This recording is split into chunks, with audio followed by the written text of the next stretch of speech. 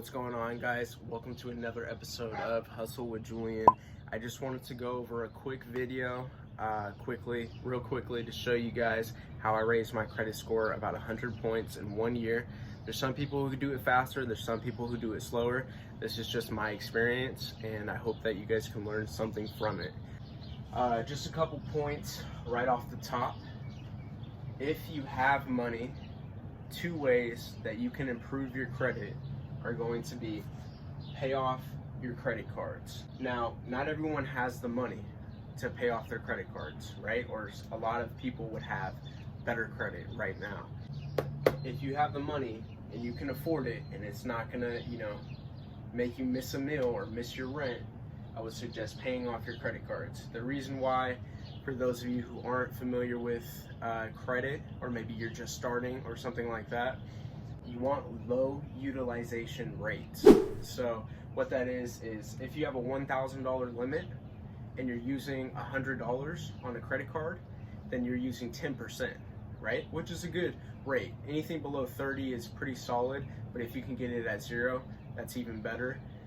But if you have a really high utilization rate, like let's say your limit is 1,000 and you're at like 80-90%, so you're at $800 or $900, that's going to drive your score down. And even though when you eventually pay it off, it will go up, if you're trying to apply for new credit and they see that you have a bunch of high limits, they're not going to want to approve you because you look like, to them, in their eyes, a desperate person. You look too desperate. You look like you're looking for credit anywhere you can get it. So the next thing I would say after you pay off your credit cards is pay off your collections. This is kind of a touchy subject. I know there's a lot of guys out there saying that you don't have to pay off your collections, don't ever pay off your collections. Some of these guys have ways of legitimately doing this, I'm sure, but the ways that I've seen have been not legitimate, and it involves filing fake police reports and trying to basically charge off stuff that actually was yours. If it wasn't yours, by all means fight that, to the end.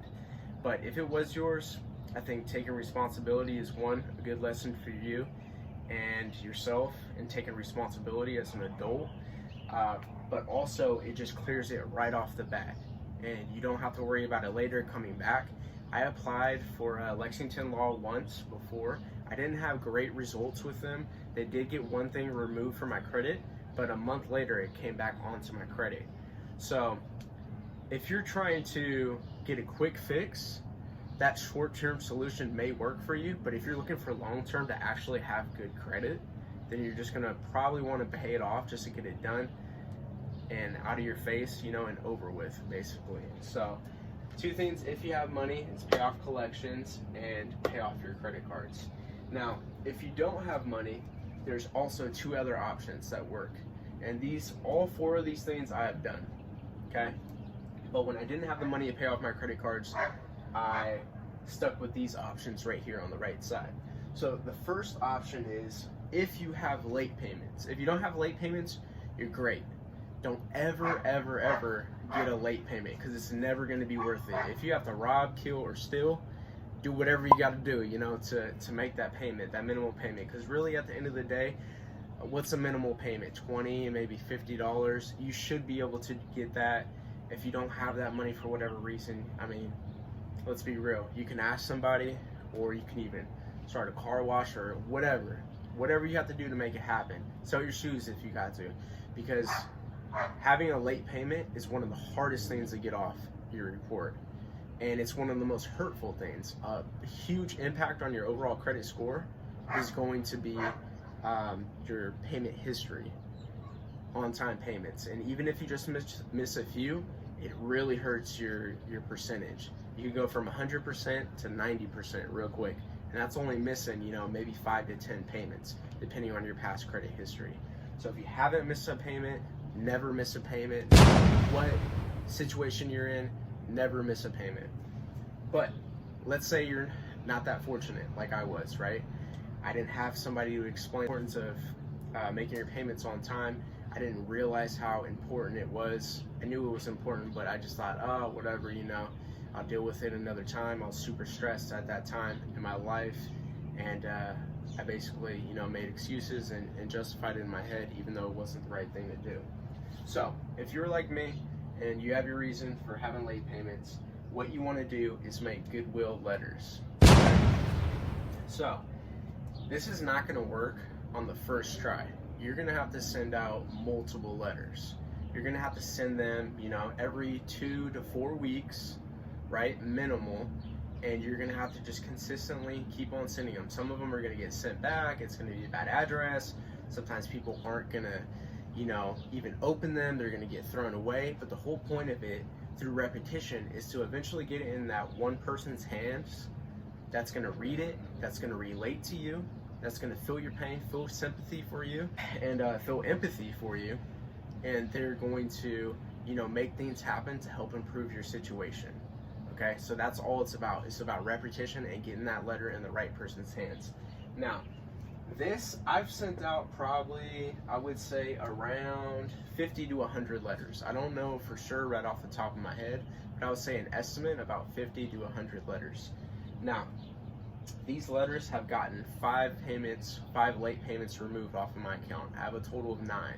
They've gotten 5 late payments removed, and that really, helped my overall history. It took it from about, I think it was a 95 or 96%, and it bumped it up to a 98% overall payment history on time, which is a huge improvement. It's a really good improvement. You don't want to have lates on your account. I actually want to show you guys a letter that I recently got, and this is from Capital One. I don't want to show you everything because I don't want to, give away any personal information. But this is from Capital One, and it basically says, "Dear Julian Hernandez, I'm reaching out to you about your complaint to so-and-so at Capital One's President of Financial Services. We would like to help you with this. Before I can look into your concerns, I need to verify your information. Please give me a call at blah, blah, blah, blah." So this was actually real results from sending out these letters. I've had executives or executive assistants call me and try to get these marks off of my report, and it's been probably about 4 or 5 times they actually call me and they say, "Hey, sorry, we tried the past week, and unfortunately, because it was reported accurately, we're not going to be able to remove it." But that's okay. Just keep sending, because eventually you're gonna get a couple of those removed. It may not be from one specific lender, it may be from a certain lender, but you never know if you don't try, and if you're not consistent with it, you're not gonna get results. So definitely that works. You want to send these goodwill letters to executives.